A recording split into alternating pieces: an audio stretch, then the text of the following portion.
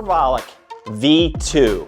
This is a super safe and effective natural anabolic. Not only is this product going to help you increase protein synthesis, which basically means muscle recovery and growth, it also may inhibit myostatin, which is a protein in your body that is known to inhibit muscle growth. This is a complete natural anabolic that works through multiple different pathways, has multiple trademarked ingredients.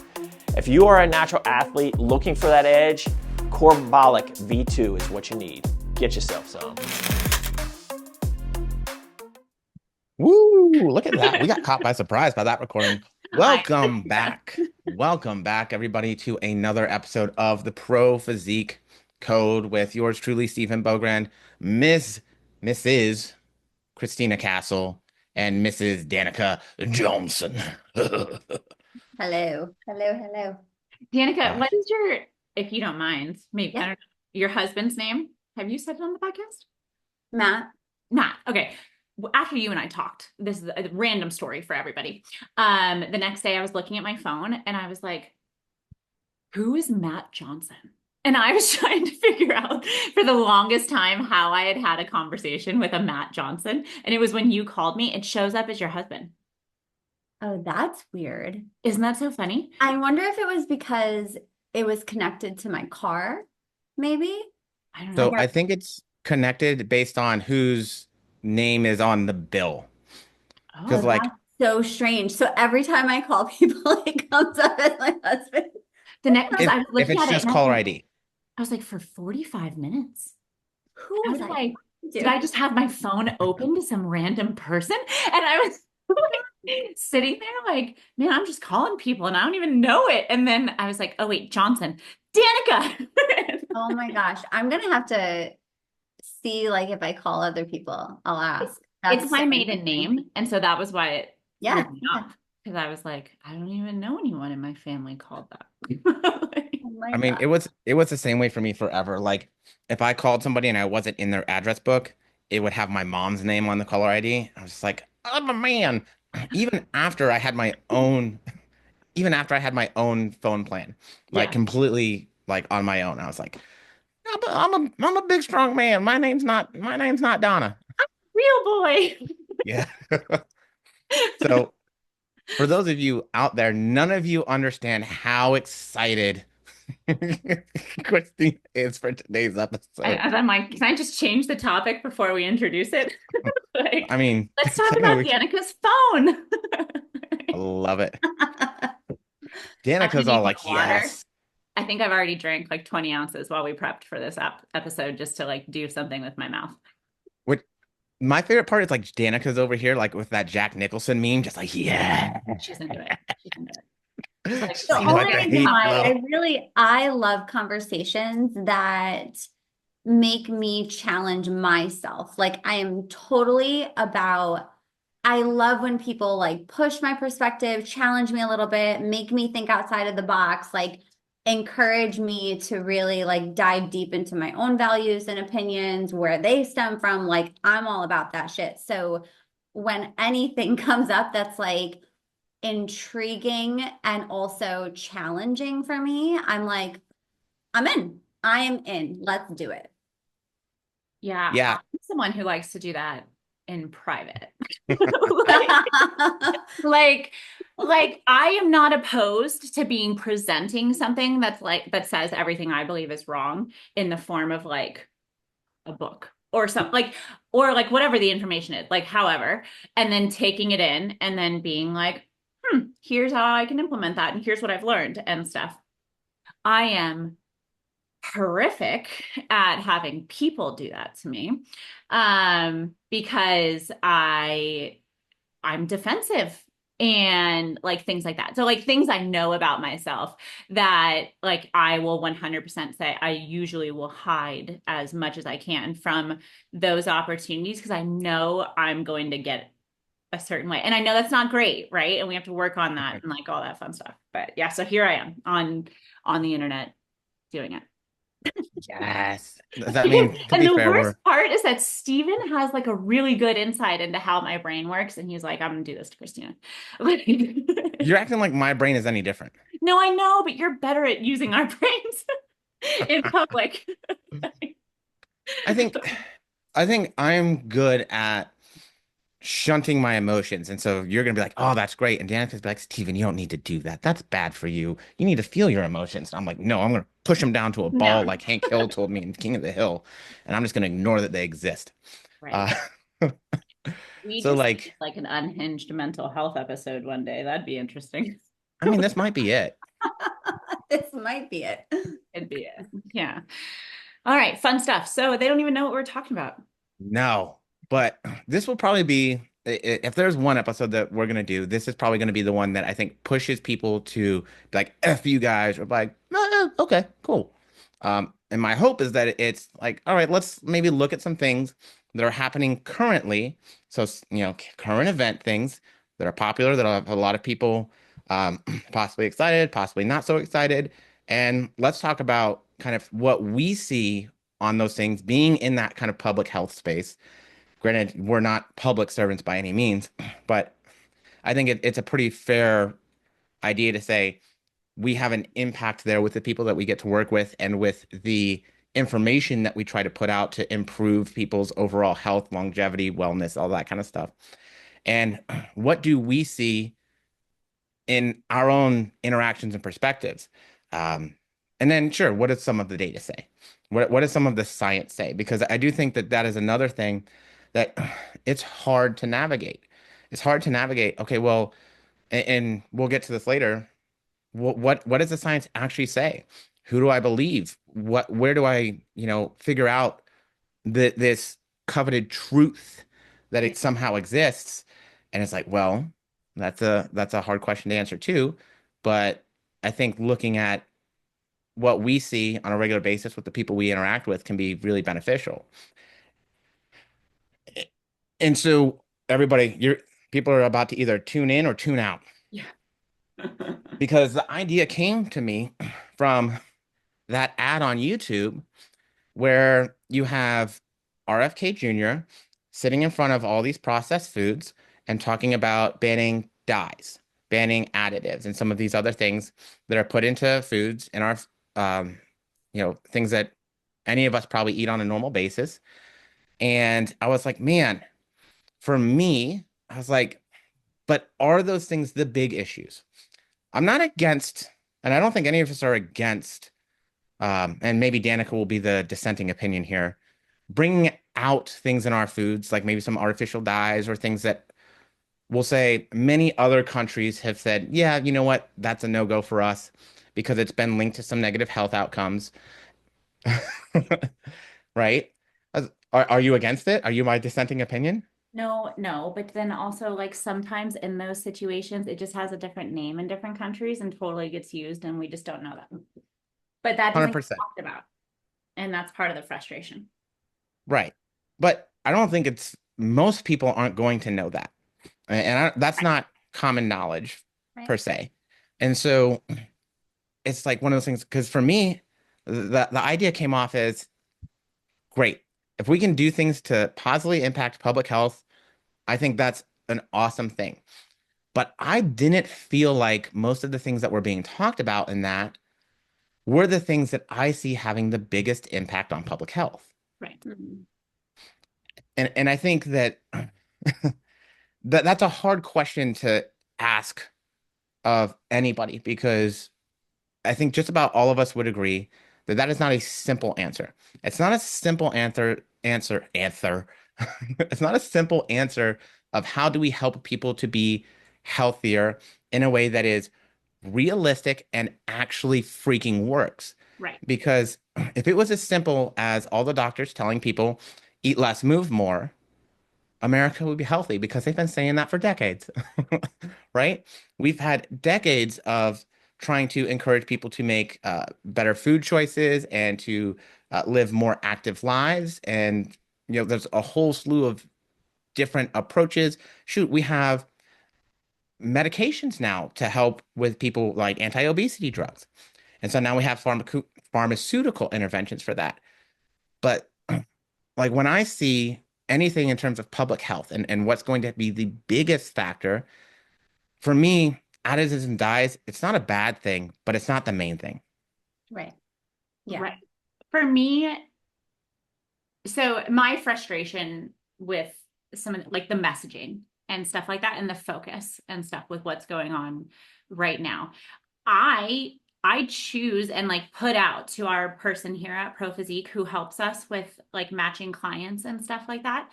I like to work with people who need a lot of help.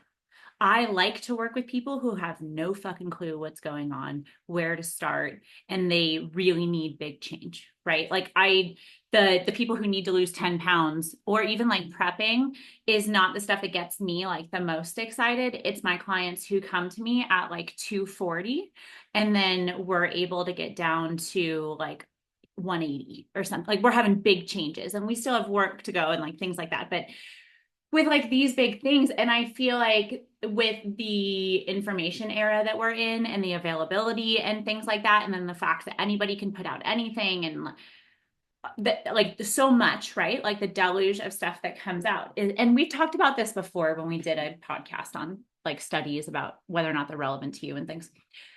There is a time for nuance and there is a time for the big things that work, right? Or like the focus on like the bigger, the macro like side of things, right? And like a lot of the times when we're working on trying to just establish like lifestyle changes and stuff like that, if we give somebody like, oh, hey, so I want you to eat fruits and vegetables and then protein and stuff, but don't do this and then make sure it doesn't have this thing in it and then make sure it doesn't, and like it goes into all of these kinds of things. It's like it's the same reason that we don't treat all of our clients like a seasoned competitor, because if we turned around and instantly had everybody managing like all of the things that we have those people do, they burn out really quickly and they can't, or maybe they don't even have like the not the understanding, like it just, there's a reason that we don't go straight in with a microscope, right? And I feel like if we're going to be addressing like a nation's issues, and I mean, Stephen busted out like probably the most depressing statistic I've heard in a long time. Is it 73? Is that what you said? Percent? Oh gosh. Okay. Hold on. So according to the CDC website for 2022 to 2023, the percentage of adults age 20 or older that are overweight and or obese is 73.6%. The percentage of adults over the age of 20 with obesity, classified obesity, is 40.3%. That's America. I purposely like transition to shopping at Whole Foods because it helps me make sure the quality, like for some things of the food that comes into our house, like we're not buying Gushers anymore. I make my kids eat Annie's and like things like that. So like slight transitions where I'm like, okay, like if the science says these things could be helpful, like they've got a mom who's like neurospicy or whatever you want to call it, and like who knows what's going on there, and like so if these things could help, like yeah, I'm all for those kinds of things. My issue is like that we're missing the forest for the trees like with stuff, and that's where I feel like it can be dangerous with things, because if things get too overwhelming then people don't do it.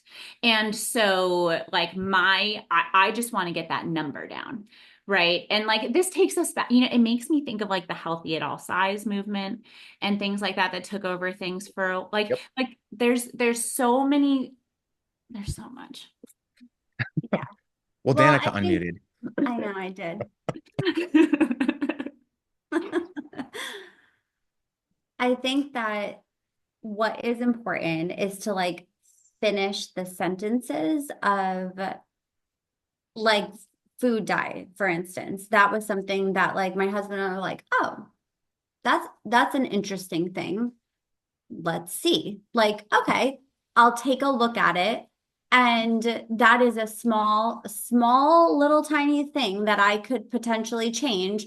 And awesome. Like if it makes a difference, fantastic. But what else? Like what are the bigger things that I could also do?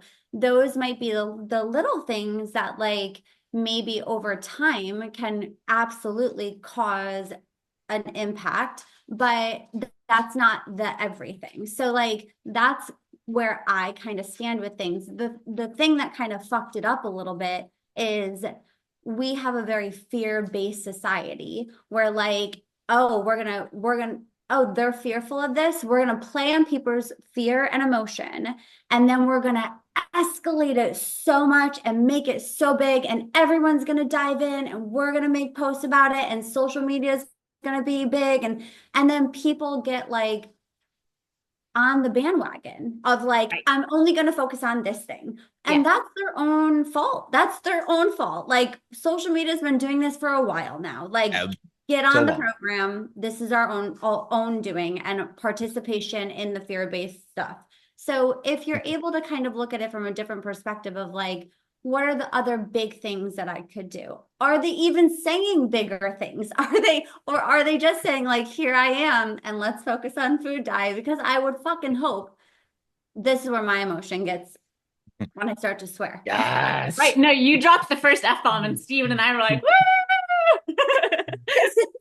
Like if they are not just saying other things and looking at it from a bigger picture, then we have issues. But if this is just one thing that like has been escalated, like the seed oils, like any other kind of small, minute thing, and they're not looking at the bigger things, then I have an issue. But if they are saying the bigger things, but that hasn't been like what people have grabbed onto and exploded with, like a fucking firecracker, then we have to just like assess like what's everyone looking at.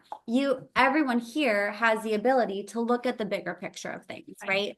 And then to take note of the small things that add to the bigger things too, like water intake. It's a simple thing, but it probably does make a difference. Like it's a simple thing in the big world, but like it does make a difference. So there's my stance. My dogs are even getting feisty. They're underneath me like fighting. Right. No, I completely agree with what you're saying. And like, that's why, and I think like we're going to be more tied into it because this is what we do. Right. And because we are like part of the like front line with stuff. And honestly, I mean, probably more so than like, I think that we end up being more accessible than like doctors are sometimes with like things because people can afford us even at our monthly cost more than they can maybe like an appointment or something. And so then they will get coaches, which is fantastic. But like you said, on social media, very specific. It was like the thing where they were like, we should tell people that they should walk outside and go for a walk. Yeah, no fucking shit. We already are. Like, but they're not doing it. And so why are we talking about seed oils and about food dyes, which yes, valid conversation. Valid. However, now, like within like a week, I start getting emails and stuff like that where all of a sudden clients are like, wait a minute, there is this oil in my protein powder. Is that why I can't lose weight? And I'm like, no, sweetheart, that's not it. Like, that's not the big change. It's because we haven't stuck to our program in a while. Like, and things like that. And so, and then it like pulls away. And like for me, I'm just like, God, this is such a fucking waste of time. And like, I just want to focus on like the other things and not have it pull focus away and get people riled up and freaked out. Because like, I mean, I look at it like the keto movement and like how many people lost time and progress and things like that because, and I know this is their fault, right? If they find a trend and then they jump on it, like, yeah, we should expect adults to be adults. But like, I feel like messaging needs to be messaging on like broad scales that are talking to like the United States of the people. I just wish we were focusing on things that we know are an issue and that are actionable. Things like telling people like to go for a walk like during the day or stuff. And then maybe we make sure that people have access to a lunch break and they're not tied to stuff so that they have the time to eat their food and focus on it instead of having to shove it in their face in between phone calls. And like I have clients who will tell me that their job absolutely does not allow them to get up from their desk for more than 15 minutes, like at one time in the middle of their day or something. And I want to be like, okay, first of all, tell me what state you live in and where you're at, because I'm about to fuck some shit up and make some calls. But like, and like they can't do that to you and stuff. And so it's like, well, why are we focusing on like this silly little thing that, yes, I'll admit I have focused on in my household, and that I'm trying to get food dyes out because sure, why not? Why do we need them? I don't need colorful food. And like, that's great. But I also, I have the ability to do that because I have the money to do that. And that's an influence on things. So let's not even just, all right, so let's take a step back and say, let's not even talk about the money or the opportunity or the stores around you. Those can be parts of it, right? But let's simply talk about this idea that you have, I hate to say earned, but in your specific process of your health and well-being, you're able to go to that next thing, right?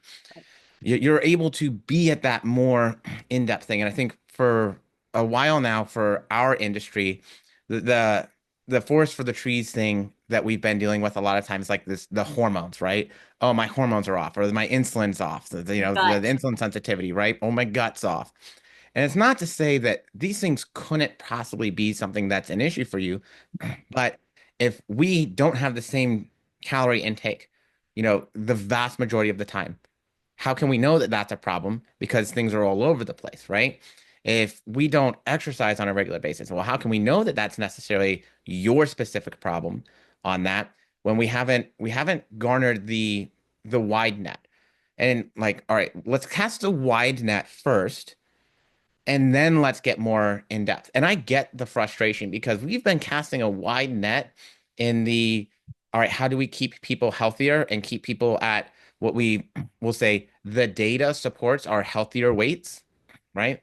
Try to take the emotion out of that as much as possible. And like we've been saying, okay, we need to have, because people say, and I think here's one of the hard parts is that when you say eat less, move more, they're like, well, I don't eat that much. But what we eat, like, so it's not eat less, it's we need to control calorie intake more if we want to control body weight. And the reason we're on this one is because I think far and away, when we talk about those overweight and obesity statistics, obesity is linked to more disease states and chronic disease states than any of these other things are going to be. And so for myself, and I'm sure Christina's kind of getting at the same thing, is that should be the thing that we should be trying to figure out. How do we support people in a way to make them healthier when it comes to exercise, activity, nutritional intake, and those kind of things? And it seems abundantly clear to me going through the data and any of the classes that I've had that have talked about public health and this stuff in the past, that it's that calories in, calories out kind of vibe. It is the weight, like that obesity is the biggest issue in terms of our overall, I think, public health. yeah, I mean, like if there was anything I love that we could focus on more, it would be movement, right? Like that we have a lack of moving problem when like we're on our way to like Wally World on our little floating chairs and shit, and like but instead we're focusing on so I saw a post yesterday from Ben Carpenter and Sohi, and Lane made one too. I haven't seen his. Oh, I did see his. But Ben's made me laugh because if you watch the video, he starts talking about it and he is like looking at like this tiny thing and putting it in people's brain and saying like, this is the thing that should sprout and get you focused. He was like, it's like saying, asking one guy to stop farting to try and fix climate change, right? I Like, will not. and I can't. right. It's medical. My stomach, it doesn't go out the other way anymore. I have to fart more. You get a pass. But it's like picking on this one little thing and then making it a big deal and be like, oh my God, if Steven farts today, we're all fucked. The world's going to end. And what we really need to do is stand outside of Steven's house and make sure no gas escapes that butthole. Like, what? This is I'm not so happy with this right now. I really hope that Sarah uses that as the clip. Everybody's just worried about my butthole all of a sudden Everyone's after this so podcast. worried. Oh, that just brought, never mind. I'll tell you that later. So that's like, I get frustrated with a waste of time and with putting ideas that like are not necessarily bad ideas, but it's like, but that's not relevant into it. Right. And Well, it should make you reflect too. Like, I think a big thing is to make you, hopefully, you would hope that if somebody brings up a small little thing, that it makes you reflect on your foundational things. And I think that that should have been something that we maybe focus on. Like, what are the foundational pieces that America needs to focus on? Nutrition, movement, sleep, mindset, stress management, and outdoors time. And being able to focus on your foundational things. If you are focused on your foundational things and you're pretty good in your foundational things, then maybe perhaps you could focus on the minute things when it comes to nutrition, movement, sleep, right? Like maybe that's when you can go a step deeper and you're able to do that. But until you have that foundational piece in yourself, with your family, with your loved ones, then I think that the mind things will not matter like as much. Like if you don't have that foundation, it won't matter as much. So maybe that's kind of the way that they could have looked at it, almost like instead of like a food pyramid. I don't even think those exist anymore, but like a They health do. a health, but it looks different now. I they think had it's to like change it, flip-flop. right? Because They didn't changed it. grains used to be the biggest thing? Yeah, I think they flip-flopped it. But they should have like a health pyramid. Like, here's your foundation and here's your base of your health pyramid. And like, if you get up and you are able to say, like, you've been knocking out and really kicking butt at your foundational pieces, and you want to continue to improve your sleep, then maybe that's when you go to a next stage and you get a tracker if you're capable of, or you make sure that the lights are completely out, or you do something next step instead of being like, I'm going to start measuring my HRV ASAP, even though I don't even know where I go to sleep. Like, Yeah. don't do that yet. Don't go there yet. We're not even capable of walking there yet. So maybe that's what they should have focused on before. But I also think this reminds me of so many other pieces. People, when breast implant illness was a big huge thing, right? And it was fear-based, and it was very much like in your face, and like, this is all the negative stuff. We didn't talk about like, well, how are your foundational stuff? Like, are you not doing well as a woman? Are you going through perimenopause? Are you like, how old are you? What is your movement? What's your nutrition? Like, you can't tell me that all of a sudden you have brain fog and like, lo and behold, it was due to your titties. Like, come on. One of the most, oh, you've just like opened up an entirely Oh my different. gosh. All right, come on. That's a different. Let's have a different titty podcast. Because I Okay. could travel down that fucking road. So The reason why I say that is because it was fear driven, Yes. right? The right. same exact thing that's happening now. Is there relevance? Like, could that exist? 100%. Absolutely. You're putting a toxin in your body. Like, you are putting something in your body that is foreign, 100%. But the degree to which people kind of focused on it, they needed to go back to their foundation first before they like went all the way there. So I think you guys were talking about, is it the healthy eating pyramid now? Is that what the food pyramid has So become? I just looked, it's My Plate. It says, remember Yeah. that this is on myplate.gov. It says, I remember got the that one. food pyramid, meet My Plate, the official symbol. But you know what I thought about? And Stephen, I think you gave me the pyramid that I use in my nutrition programs, right? I sent Nice. out, or maybe I found it online. I don't remember. It's been in my programs forever. When I give my clients macros, I also send this little thing where like I say, this is the most important thing I want you to do, which is consistency. The next one is food quality. The next one is food timing and sources or something like that. And then the tippy top is supplements. Once you've done everything else, then we're allowed to worry about supplements. And so, yeah, but you go back to My Plate and food pyramids. All right, yeah. So my plate, whatever. Because I was gonna say, because grains is still there. It's like grains is Small. actually on it's the second to the bottom, right? Um, it's funny if you look at the healthy eating pyramid from the Harvard School of Public Health, daily exercise and weight control is actually the bottom. Like that's the base. Foundation. That's the base. So the foundation of it has nothing to do with actual food choices, food source choices. It's control your weight and exercise, like have movement. So it's a weird thing. And also, Danica, I had the idea of, ooh, maybe we could talk about mental health. And I was like, no way. If we talk about mental health, like that's completely effed. Now we're screwed. There's no way we're getting through fucking anything in this conversation at that point if we put them both together. Wait, Because don't talk about like fuck your mental health. Forget no, about that no, part. Like Oh, just no. focus on move. Just Because move if your we body. travel Forget down that about the road, mental stuff. just we will be on this today. road forever. Yes, this podcast, like, because you and I both know that we're going to go down a rabbit hole and it's going to lead to another 4 hours of discussion if we try and tackle both of those in the same, like, we're going to have a hard time keeping this one probably to an hour if I had to guess, right? Like, We should have timed when we started because we talked for it a while. was 1:20 Eastern time is when we started. Perfect. I So got you. Danica's point, I don't want to dive into BII deeply. We should do that at a later point. But something that like a piece of that relates to the everything else we're talking about people paying attention to like the big things that they did that did influence stuff. There is a woman, and I literally was so annoyed by her posts on it. I had to just unfollow her because she started posting about how she got her explant and like all of this kind of stuff done.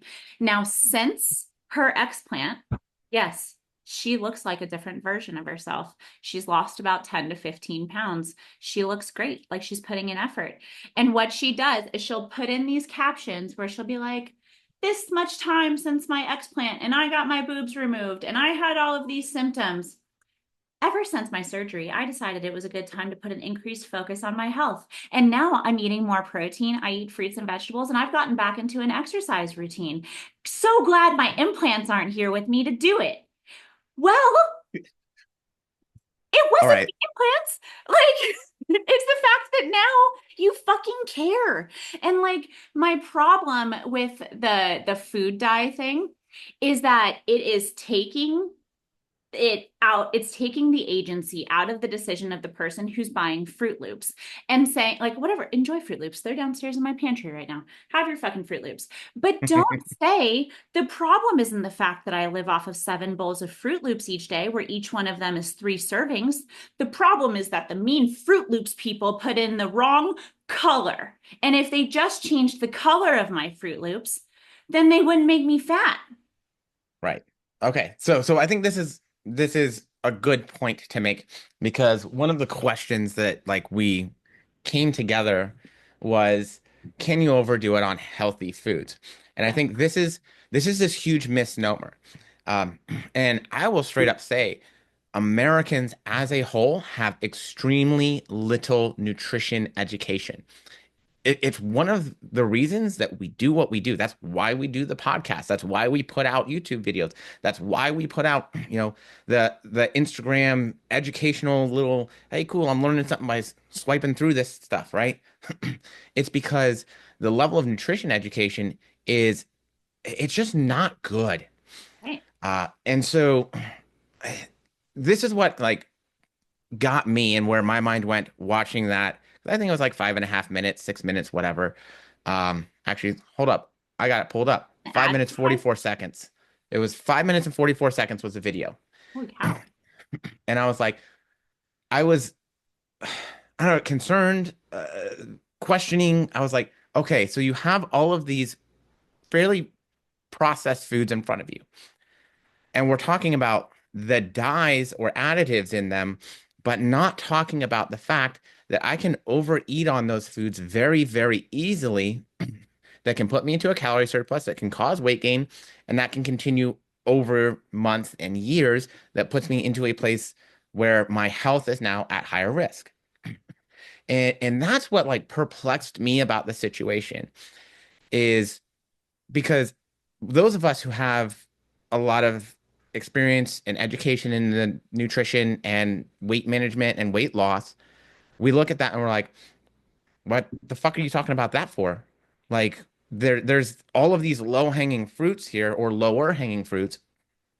Why are we talking about that specific thing instead of maybe bringing attention to or continuing to bring attention to with that platform, more impactful changes that could be made, which, by the way, is not a fucking simple thing. Anybody who's like, yes, eat less, move more, you miss out again on the fact that we've been saying that for 50 years and progressively having more health issues, Yeah. higher rates of obesity, higher rates of overweight, lower overall movement and activity. Like, it's obviously it's not that simple.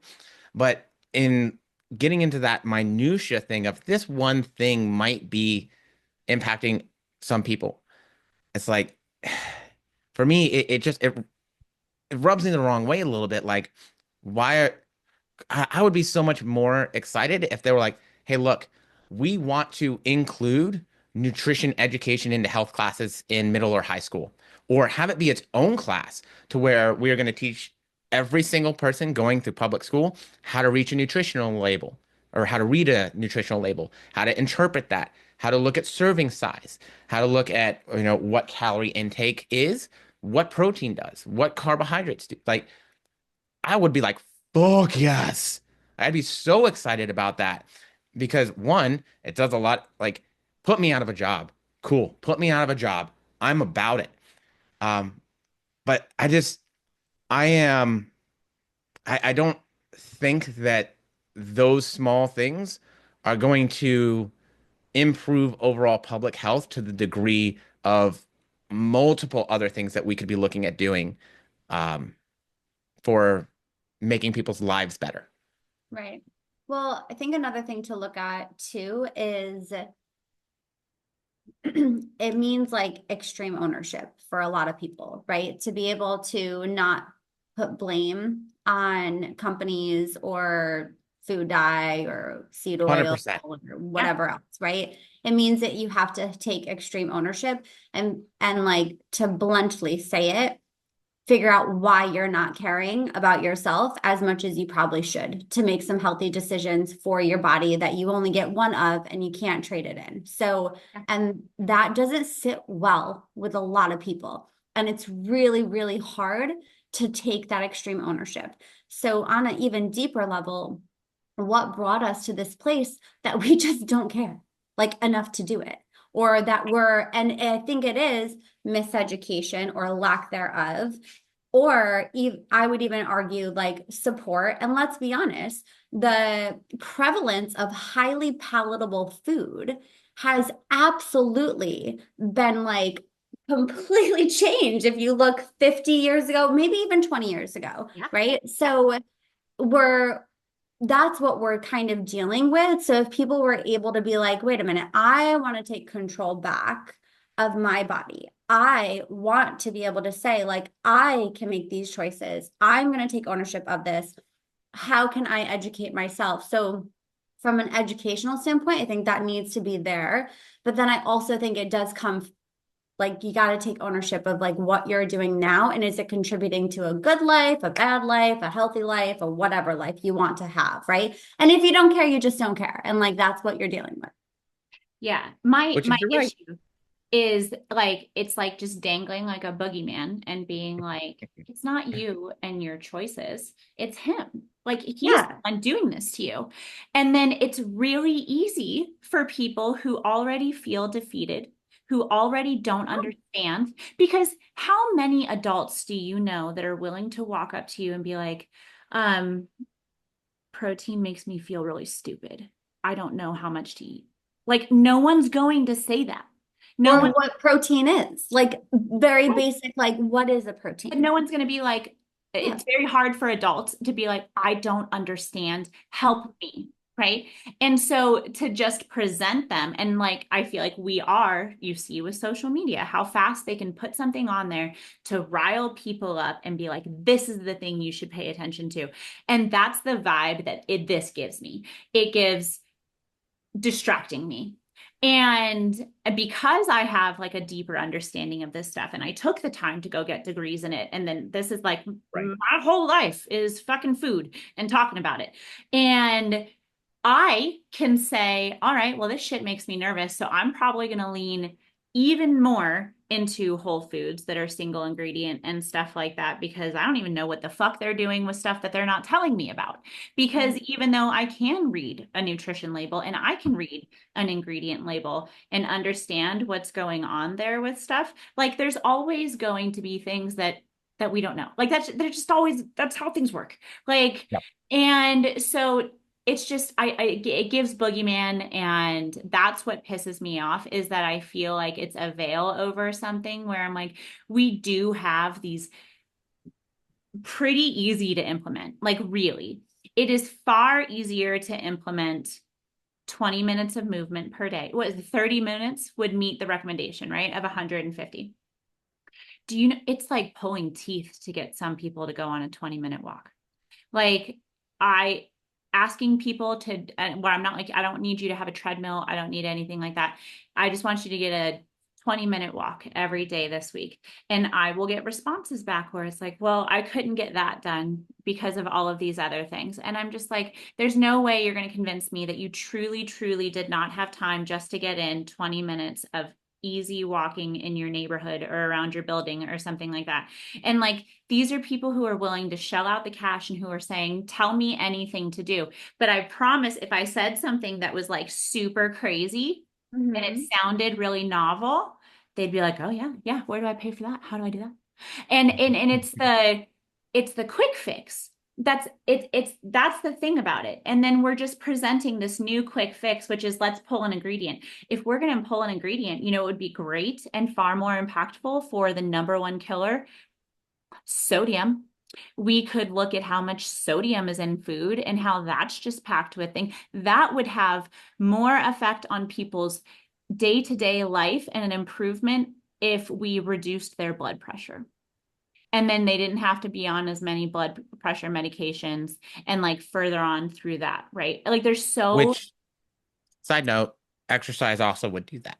Oh yeah, 100%. But like if we're going to pick on an ingredient, doesn't that make sense? Like, you know, and so it's like, why this weird little thing that we're all so pissed off about? And like I said, I got caught up in it. Like, and that's the part I that think it's okay. Like I would say it's just the extent to which people are focusing on it that we're more upset about. It's not that like that is something that's been brought to existence and like we're bringing awareness to it. That's not the anger or like the frustration of it. It's the degree to which it's been kind of put into our faces. Right, And right. It maybe feels does- like that's the only thing right now. Yes. And it's most certainly not even the biggest, like close to the biggest. it's just so weird. Yeah, absolutely. so And weird. maybe it does start with, I mean, thinking kind of what are we doing in our school systems? Like maybe it starts with just pure education from when you have a child, right? Like I don't think that I was really given a lot of education or had people around me to educate me on like how to feed my baby. Like I knew I could breastfeed them, but then moving forward, it was a lot of my own research, right? What was available to me. And then even moving into school systems, we have 3 elementary schools here that merge into one in middle school, but one of them has banned red number 40. Like you're not allowed to have red number 40 snacks, anything like that. And then the other 2 are not doing that. And I was like, that's so interesting because I am that mom that says, hey, can you let me know if you're going to have any snacks in the school? I just want to know kind of what am I going to deal with when my kiddo comes home from school? Like, what were they given?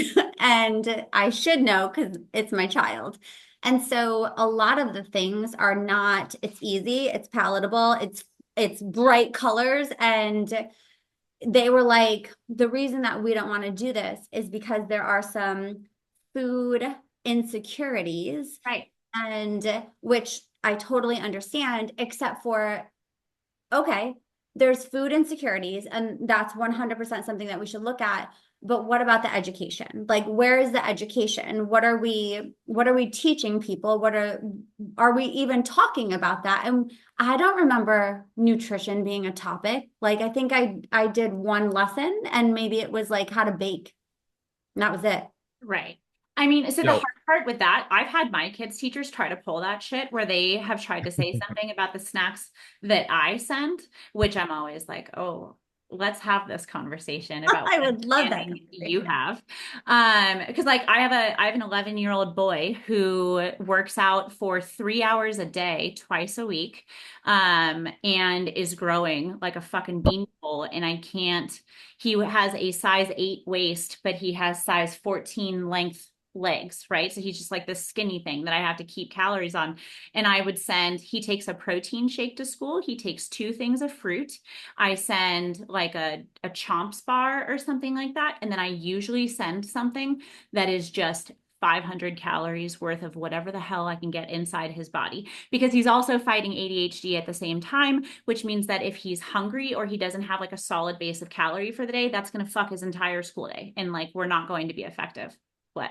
So this is one thing that I had learned about not too long ago. If you guys had to guess, what would your guesses be for the average cost to produce school lunch or to produce a school lunch? I don't know. What?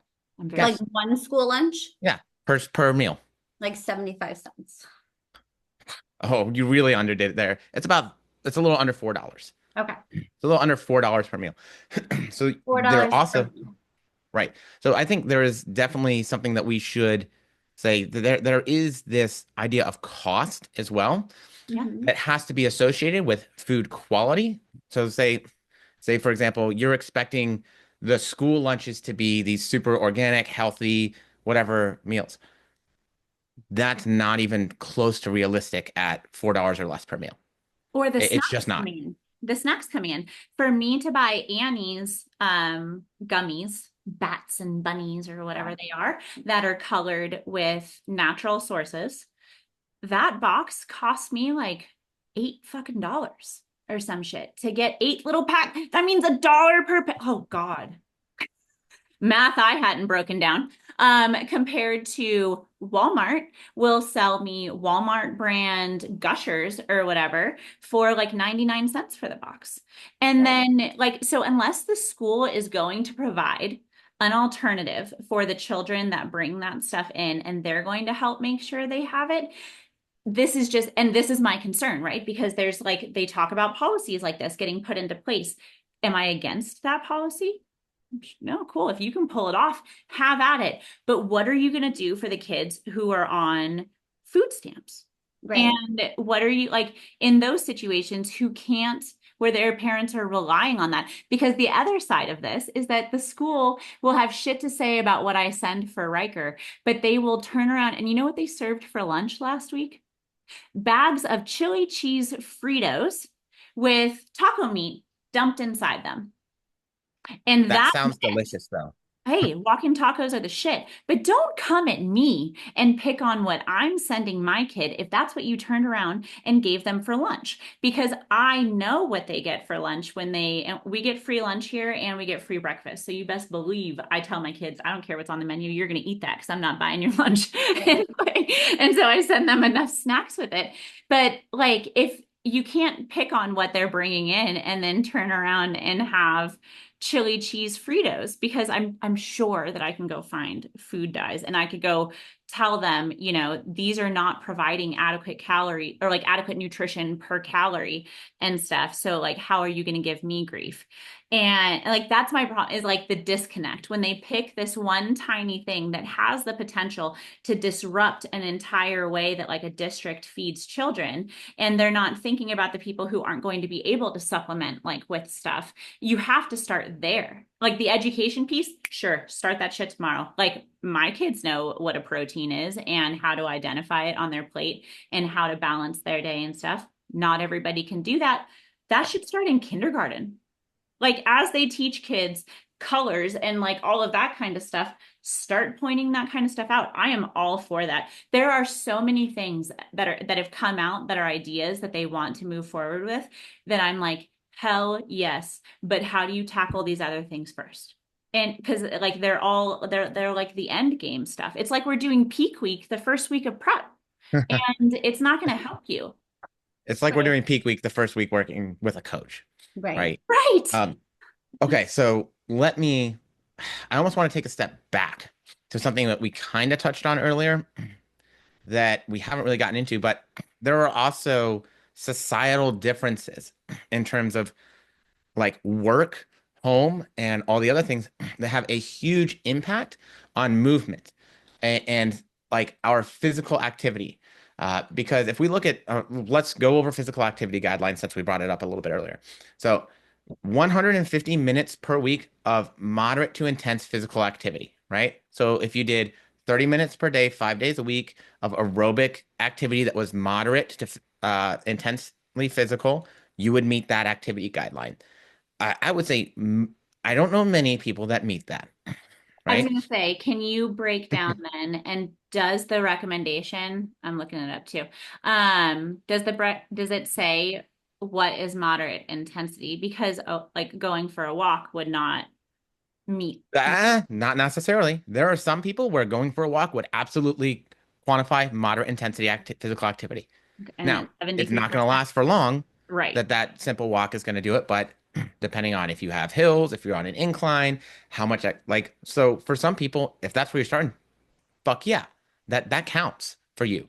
But and then along with that, 2 days of we'll Resist. say muscle strengthening activities. So that doesn't necessarily mean going to the gym.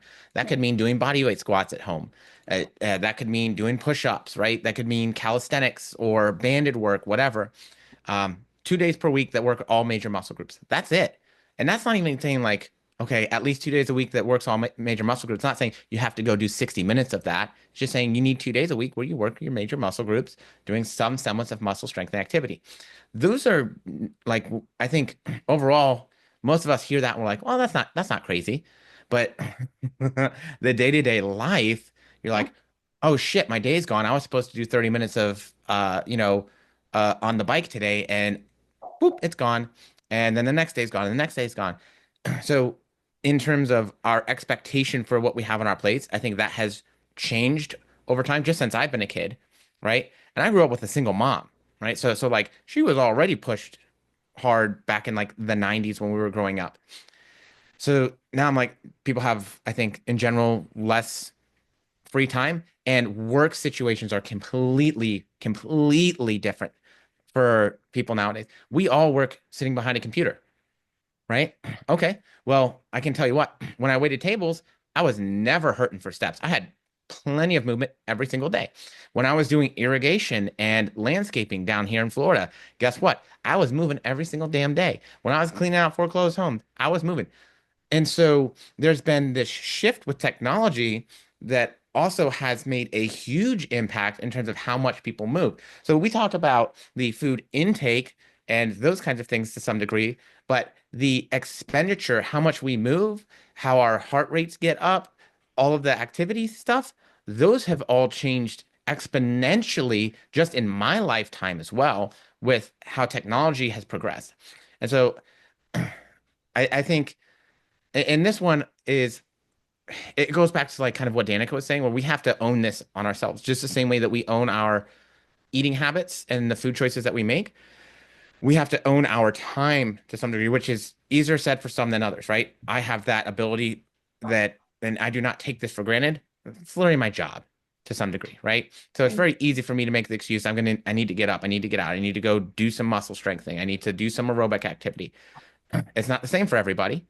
But man, that's a huge difference. And so whether that means, okay, we need standing desks or walking pads, or we need, you know, breaks in the workday so that we can go out and get some sunlight, because those things help with mental health too, right? They can make a really good improvement for that kind of stuff. But like there can be other things that I think we can do also to improve that expenditure portion or our activity as well, that also can make a really big impact on the actuality of what is going on in public health. Right.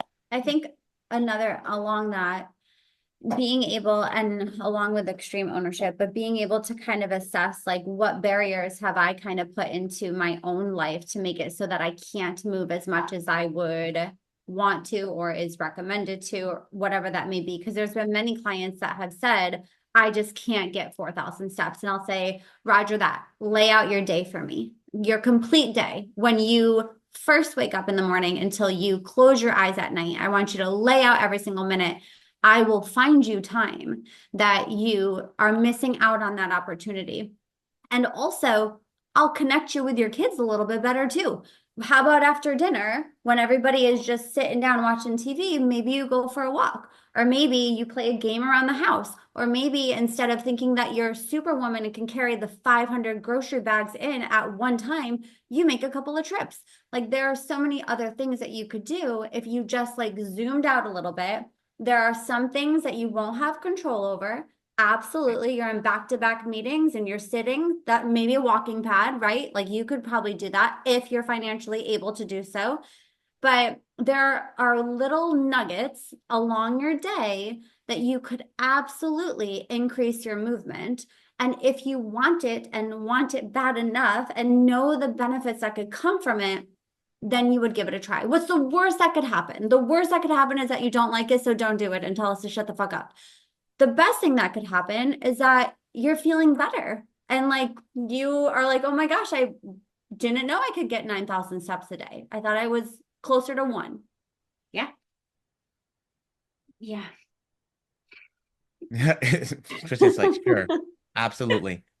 Okay. I mean, there's just so many rabbit holes to like travel, right? Like, I mean, there's things like we go back to the education thing with kids and stuff.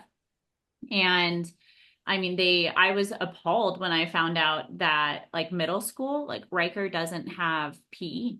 He has to Okay. choose it as an elective, and which means he has to give up either like one of his like art classes or a STEM class or something like that. That's an extra. He would have to get rid of that to have an opportunity to have PE at school in 6th grade. And that blows my mind. Like, So let me ask you guys a question. Let me pose this to you because I already have my own answer and fuck it, who cares about what I think on this?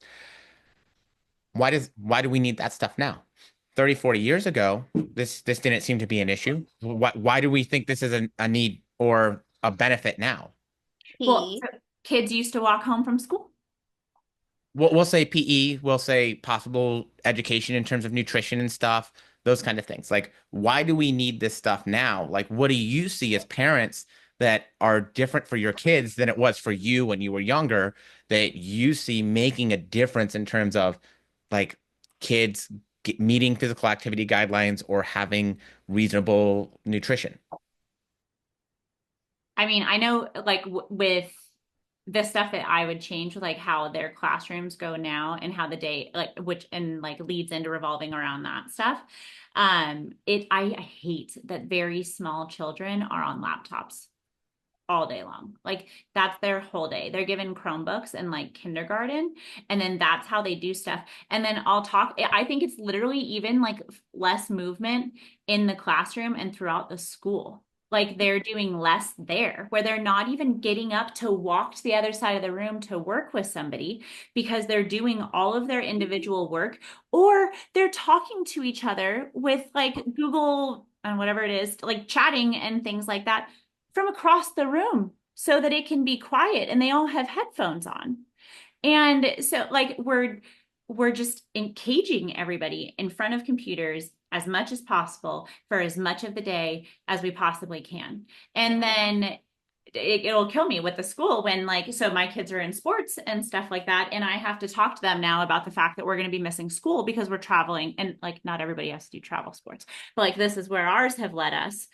And they're like, well, you should keep that to hours outside of school. And I'm like, well, you should bring it in so that I don't have to go pay to do it somewhere else. Like, you know, if we had more sports and things like that. Right now at my kids' school, they have basketball teams and it's a K-8 school. And the only children that are allowed to participate in it are in 7th and 8th grade. Not even like the 6th graders can. And so they're not even offering like other opportunities for it. And then on top of that, they take recess away.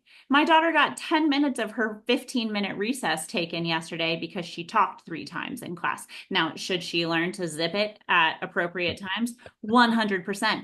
I'm all for it. Take away something else. They get 2 15-minute recesses. 30 minutes between the hours of 7:50 and 3:30, they are allowed to go move. Okay. So difference here. In school, less activity in general. I remember I would be climbing under desks. I was never going to be quiet in school, right? Sorry, teachers. They all knew who I was. They're like, this guy has something wrong with his brain. I was like, there's a bug in there. Ugh. It makes me talk and say weird things and overshare. But like, so there's a couple things I remember from being a kid that I don't see as much of now. Me and all my friends used to ride our bikes to school every single day, to and from. And that was in elementary school and middle school. I only kind of stopped in high school, but even then, there were plenty of days where I would still ride my bike to school. So there's physical activity there.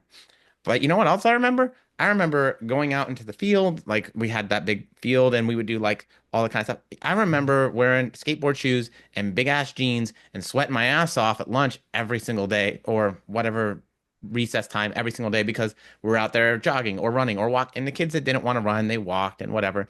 But we were out there moving. And so there was more movement there. I don't know if kids move from class to class as much now, or if a lot of things are held in the same class. I'm assuming high school's the same. I don't fucking know. But like those are two big things that right there would help. Like if I don't have those, it's very easy for me not to hit my activity guidelines. And if I do, it's sort of it's just fostered that I'm going to hit them almost regardless of what's going on because it's part of the schedule that's being put together for me as a young person. Right. Yeah, I would say that's absolutely a big change. I also feel that parenting is different. Like parenting is just different, unfortunately. And maybe there's some fortunately like that parenting is different because I think that it's improved in some ways. But I also feel that like I try to resemble how I was raised, which was like, get your ass outside and play. Get your ass outside, like play. I will play with you. I will run with you. I will be active with you. And I mean, there's so many memes out there or like sad things out there. Like, how does this look at the dinner table compared to like, how does this look at the dinner table, right? Like, things have changed so much where there's this inactivity stemming from like the parents Yeah. or the adults, and then it trickles down to the younger generations. And that's unfortunate. So, I would assume too that like there are probably protocols that teachers have to abide by, but I know that a lot of the teachers that I've said like my girls, whether they need it or not, need wiggle out time. Like you got to let them wiggle it out and Ooh, I like that. wiggle it I out, like wiggle out time. that's like ADHD life, wiggle out time. I love it. Right? Who doesn't need a wiggle out? But being able to like provide that for them. And I will say, like, from a medical standpoint, my girls need wiggle out time. And they're like, what a great idea. I'm like, yeah, why wouldn't you want that for your classroom? Like, you want your kids to be attentive and pay attention and like be interactive in the class. You can't expect that from them. And then with nutrition, I feel that, and I said this before, but there's just so much more access to palatable things. Like it is everywhere. So I don't remember as much. Like, Matt and I looked down like the Dorito aisle and the Oreo aisle. The amount, when I was growing up, You there read was my like mind. Oreo and double stuff. Now there's like salt and vinegar. Like, I don't even know what else is out there. It's all vinegar Oreos. No, I'm being Oh, sarcastic, but I'm listen, saying they have enough that I believe they it. have enough, right?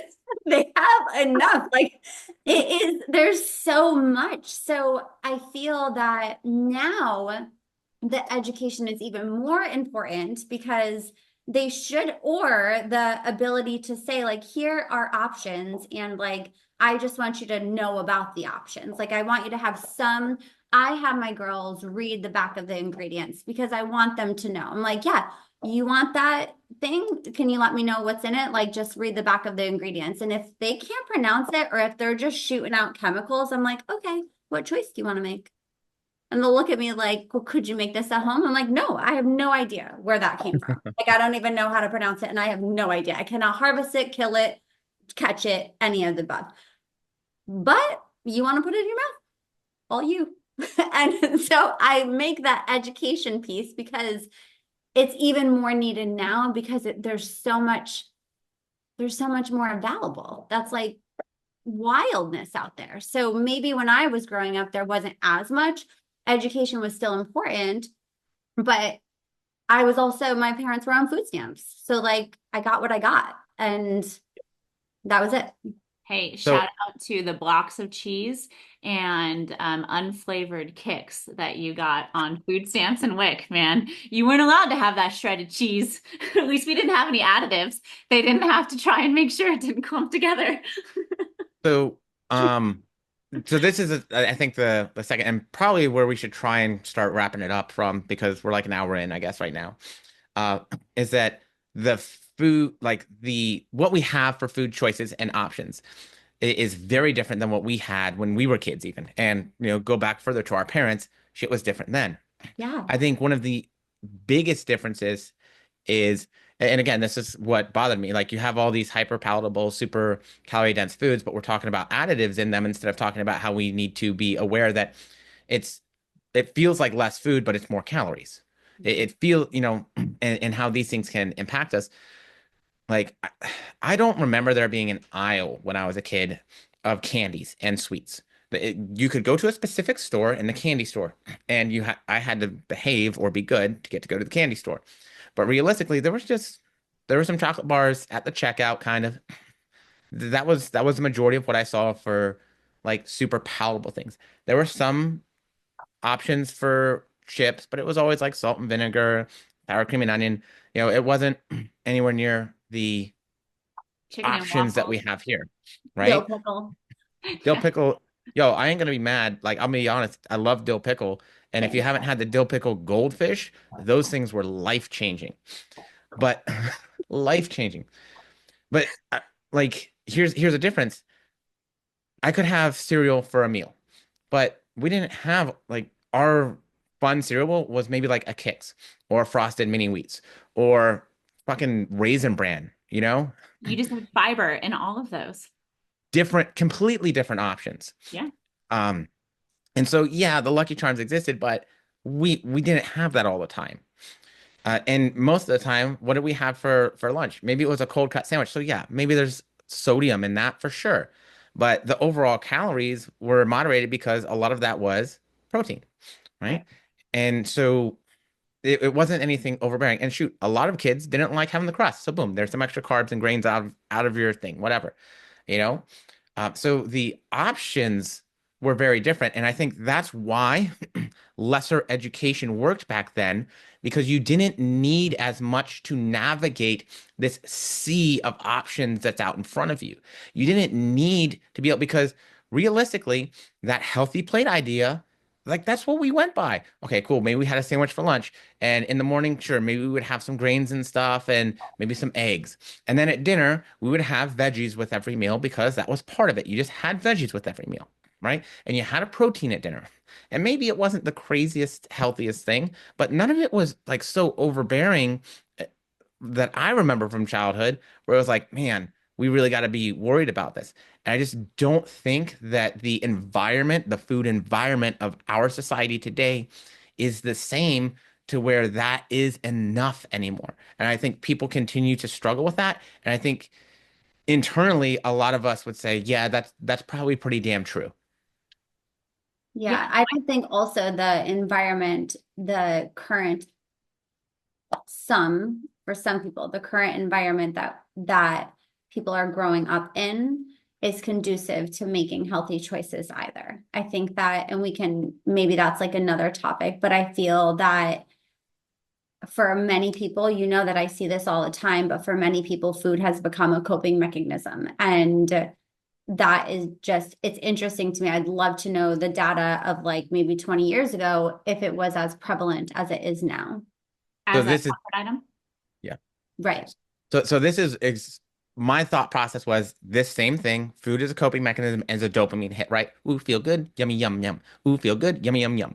And because what I would be interested to see, how has social media platforms impacted the need for constant dopamine hit?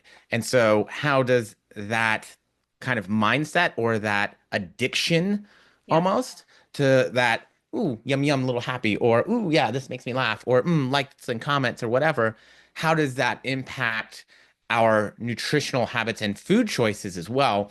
Because if I'm addicted to always feeling good, it's a lot easier for me to always pick foods that make me feel good versus if I'm okay with it, I don't have to feel good at every meal. And I think all three of us deal with this on a regular basis with clients that have emotional investments in eating. And if the meal doesn't make them feel good, then they're not happy with it.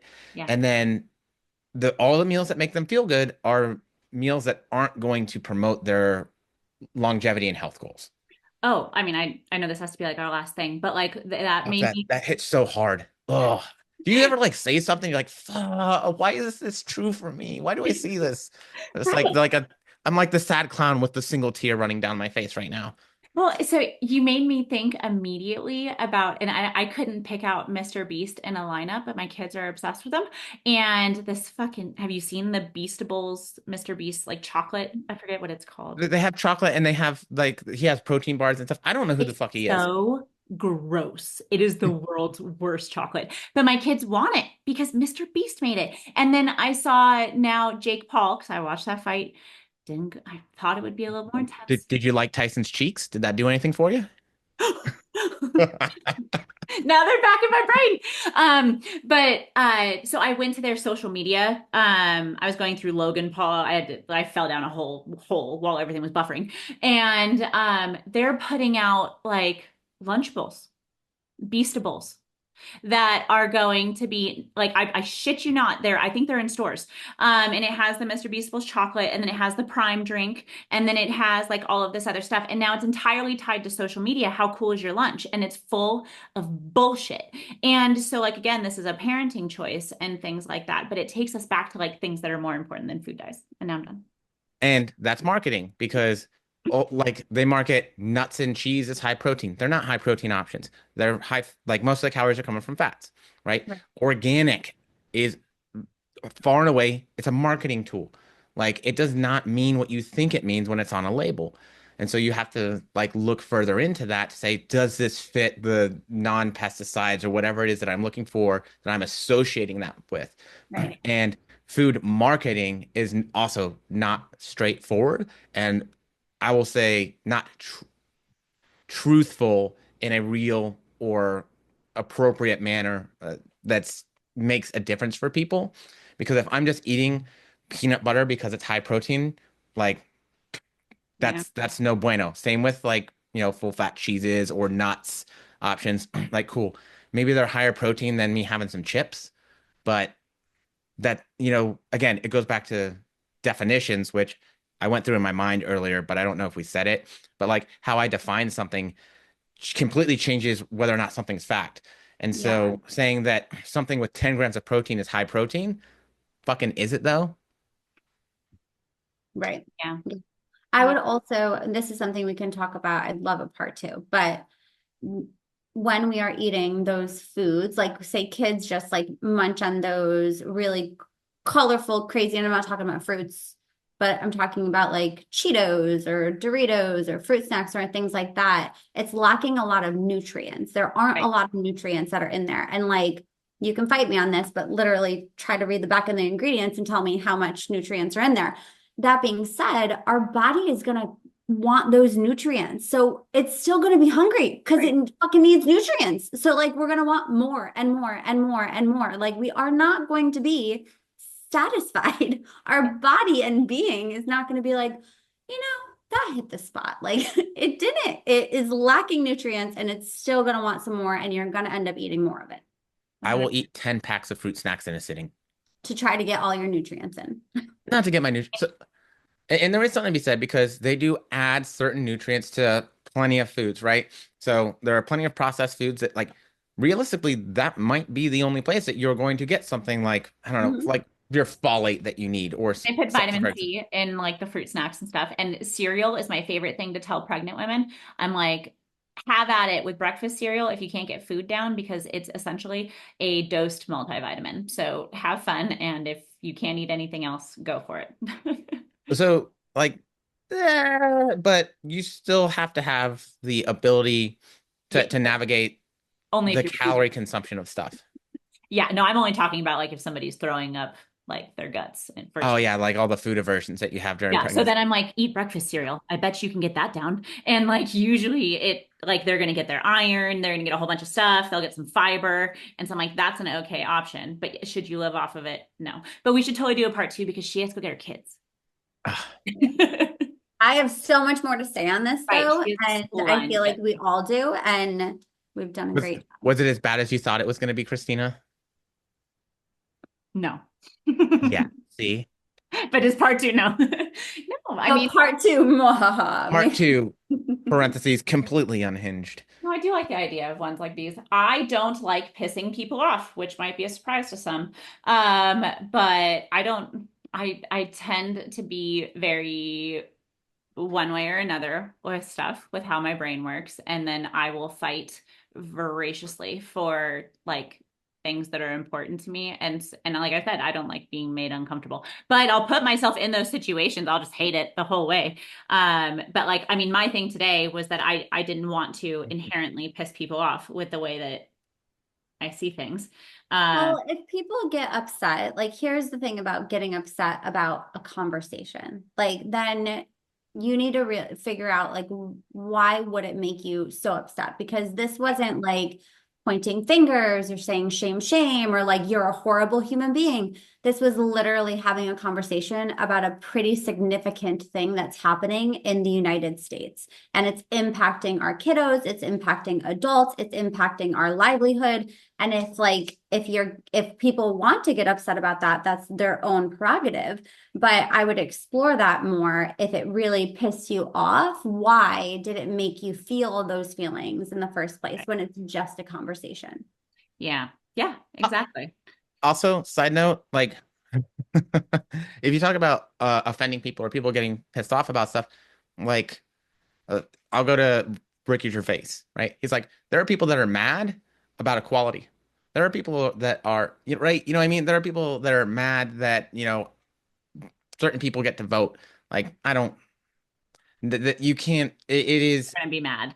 yeah. People are going to be mad no matter what you say. Yeah. So I think it's just a better thing to be, I think, authentic and honest. And again, none of us, it's the three of us having a conversation. We all understand each other very well. So even if we might have differing opinions, it's not like I think anybody here is this terrible person. We can have differing opinions. And now there's a chance that I can actually see something differently, hopefully, Yeah. being presented with different ideas from somebody that I know I think has moral character and actually gives half a crap about me. And I think that that's a good thing. I think that oftentimes, and specifically now, people are very closed off to seeing other perspectives. Right. They're very closed off to opening their minds to new thought process or patterns or seeing things differently. And like I think that it does a lot of us a disservice. So I think that it is a good thing sometimes to offend people the right amount so that they can be challenged to see things differently because I know I have to be offended the right amount for that exact same thing. Yeah. So it's such a vulnerable thing, Yeah. food, and people's relationship with it and access to it and understanding of it and things like that. And so that's something that like, I'm an anxious person in general. So like everything about the podcast, every single podcast I'm on makes me anxious. And like, I don't listen to them for that reason. But like things like this, when it gets into stuff, like, I don't know. I hope the listeners enjoy it and stuff and that it serves well. Cause like, that's my thing. Like when I'll talk to somebody and they'll like shut down or something. And I'm like, I literally just like love trying to help people, love being in their bodies. Like no matter what size they are, I just want people to feel really good. And I want them to feel healthy and not have to rely on medications and like things like that. And so when something comes along where I'm like, oh God, this is going to muddy the works, it pisses me off. Yeah. Well, and I think all of our listeners know too. I would hope that they know our intentions are really good. Like at the end of the day, we all want to make sure that people are just living out a really healthy, strong, like life inside and out. And like that's our ultimate goal. And whatever way we can help them to get there. And if that means having tough conversations, and then good. Here we are. Your dog in the background is so cute. Just his I little ears know, and I was eyes are watching up it on the the whole time sofa. she was talking. Mine? Yeah. The black and white one back there. Yeah. All right. So Distracted. part two possibly upcoming. Thank you Let guys us for know in listening. the comments and be nice. Yeah. Be nicer. We're going to block you on the comments. Okay. Let's keep it appropriate, y'all. Yeah. And have a wonderful rest of your day.